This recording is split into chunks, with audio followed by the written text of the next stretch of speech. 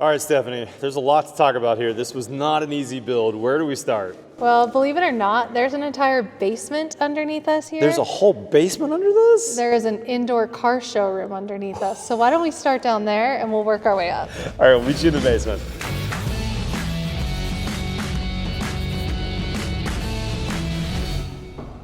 Welcome to the basement. Stephanie, you aren't kidding. Oh my gosh. This is a huge space down here. It is. What is going on in this basement? It's going to be an indoor showroom / museum for cars. Oh my gosh. Wow. This is just as impressive as the space above us. It is. It's huge. There's a huge span. There's no center supports in any of this structure. It's a really impressive build. What are the general dimensions wall to wall here in this basement? We're roughly about 48 by 52. Oh my gosh, that is a giant span. And you mentioned this is kind of a showroom space when it's all done. Yep. To have that without a single pole in the way is incredible. It is, yeah. These beams, these big steel beams we have overhead, we saw those in an earlier video that you and I did together. Yeah, those are not small, that's not a small steel, is it? 15,000 pounds each. Per beam? Per beam. They're big, massive beams. We've got floor trusses hanging on them. And then we have that 1 1/8" Advantech on top of those. Holy cow, this is so beefy. And then flat ceiling, so there's no ductwork showing, there's no beams sticking down. This will look like an incredible space when it's all done. It is, yeah. We on purpose lowered this ceiling to create a lighting grid for like the style we're going for in the space. Yeah. Really creating a smooth surface, and it transitions all the way through the room where the car lift is. Oh my gosh. And the golf simulator. Now, two things I'm curious about. I'm seeing a bunch of red chalk lines on the floor in a grid pattern. Is that like a score pattern for scored concrete, or what are we going on here? It's actually our lighting pattern for overhead. So before we dropped the ceiling and did our fur down, we chalked out a lighting pattern so that we knew exactly that we could have a can light. So where there's an X there's a can light above.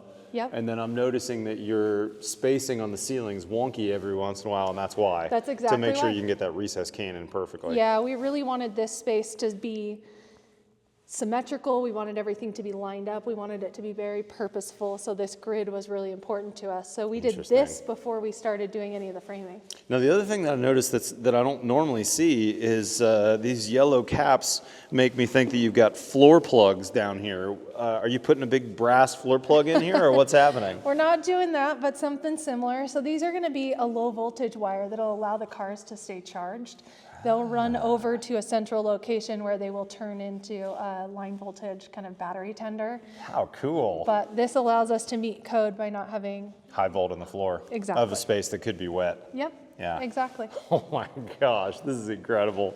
So much to see here. Let's go back upstairs and go back to the basketball court, pickleball court area. We'll meet you up there. Oh man, Stephanie, it's like 5 o'clock on a winter day and it's so bright in here. These Pella windows are huge, aren't they? Yeah, it's thanks to all these windows up here. Each one of these transoms is 4 feet by 8 feet. They're 32 square feet. That's like a sheet of plywood, basically, in glass. It is, and when you get these center ones together, I mean, it's even bigger. So these Pella windows are just letting in a ton of natural light into this space. That's gorgeous. All right, so let's talk floor next. We showed the basement, the steel beams. It's a little hard to tell downstairs, but you've got floor trusses that are a 2x4 floor truss. I love those. You use them all the time. Anything special for span on those? You know, most of the time custom builders like you and I are specifying Elever 360 as a stiffness ratio for those. Did you have to go stiffer for this floor? These are 16 inches on center, so they're about average with the rest of the house because those steel beams are kind of reducing our span pretty significantly. Yeah, that's right. So. The 15,000 pound beams are taking the load, right? They are. And cutting this into a much smaller space, not this almost 50 by 50 room that we're in right now. Yeah, we needed a really sturdy floor because this is a court, right? So we needed to kind of reduce that span to make this just a much stiffer surface. Yeah. Now, is this standard 3/4 inch Advantech X Factor like I used at my house? This is 1 1/8". Oh, this is brand new, 1 1/8", isn't it? Yeah. So this is the thickest version of Advantech, and X Factor is, if you're not familiar with it, just came out 2 or 3 years ago, right? all the same great technology, incredibly waterproof. How are you liking this coating that's on top, this yellow coating on this? This stuff has been amazing. So this is the first time we've used it. It's brand new to our market. We started framing in November, so we were going through the big Utah winter. This has seen a couple feet of snow. Oh my gosh. It's seen rain. It's been covered in ice melt, snow blowers, shovels, and it's still an amazing surface. That's awesome. Had we had any other material here, it would have been destroyed pretty quickly. You know, their slogan is flat out best, and for this floor, you definitely needed the flat out best, didn't you? we sure did. Yeah. Okay, so then after this Advantech, what are the layers to get to the floor, and what's the final floor going to be in here? Yeah, so you'll notice as we came up the stairs and even looking over here at the bottom of the windows, they're kind of held up quite a bit. It looks like there's a 2x4 base plate on top. Why is that? There is, because this floor is what they call a sprung court floor. Okay. So we'll have 3/8 of rubber that'll be laid across the entire surface of this Like a space. big roll that you roll out? Or? Yep, Neat. exactly. So they're going to lay out this big sheet of rubber. Then they're going to put 1/2-inch OSB down. Maybe the first run goes this way, and then the next layer goes this way. So we have 2 layers of that. Okay.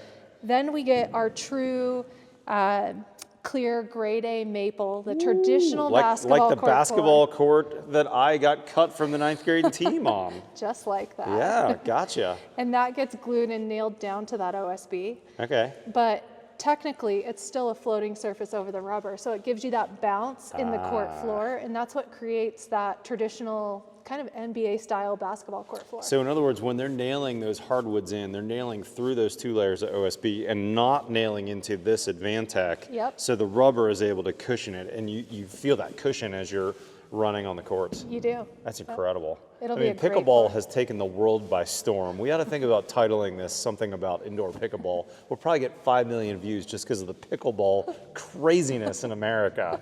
That's very true. It's pretty nutty. It's a popular thing, and when we started laying out the lines that get painted on this in the end, we tried to fit 2 courts in here so we could have competition side by side, but we're just a shy too Just a small. bit short. Yep. Okay, now going up the walls, the next thing I'm noticing, besides some engineered lumber in the walls, is all the walls, by the way, engineered lumber? In this space they are, yeah. So our standard is anything over 12 feet. We used engineered lumber for to keep them nice and straight. And these are LVL studs, aren't they? They are. Oh, if you've seen any of the videos of my house, I frame my whole house with LVL studs. I love them. It's so They're great. expensive, but they are dead straight and super strong.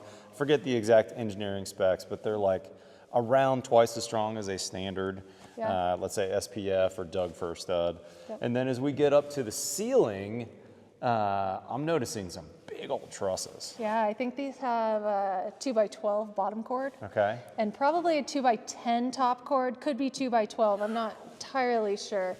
But we have a really low roof pitch here. So we've got a Yeah, it does look 212. low. It's Okay. a very modern style of home. Yeah. And we have a 30-pound snow load where we're at right now. Oh my So gosh. those trusses are holding a lot of weight on a fairly shallow slope. Okay. And then what will your final roof be on top of that?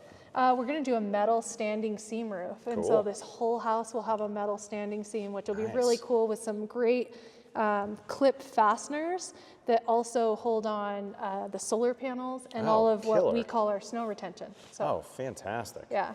Love it. Last thing I want to mention, I'm noticing that there's some big old columns, and correct me if I'm wrong, I think these are PSL beams, is that PSL, right? yep, exactly. Maybe a, I don't know, 6x6 or something like that? Yeah, I think they're actually 6x8? 6x8, correct. Yep. Okay, so they're actually a Wider than- rectangular. And is that carrying, oh, that's carrying your header on It those is. giant windows. Yeah, so any of these windows that are molded together, so they're creating a 16-foot wide opening, Mm-hmm. they have the PSLs. So you'll look around the room, you'll notice the PSLs on those 16-foot openings. When we reduce them down to the single openings, we can do that with just some traditional LVL. But yeah, the PSL is holding up that big giant header over I mean, the that top looks of like a us. 16-inch LVL up there. It is. Holy cow. That is a beast. Yeah, it's a massive space, really high ceilings, really big room with an open concept that has a purpose, and they wanted it to be perfect. Hey guys, one other thing I want to tell you about, Steph and I are both going to 3 different really cool builder events. The International Builder Show should be real soon, right after we publish this video. We'll be at the Huber booth, we'll be at the Pella booth, checking out some really cool products and meeting you. We're also going to be at the JLC Live Conference in Rhode Island.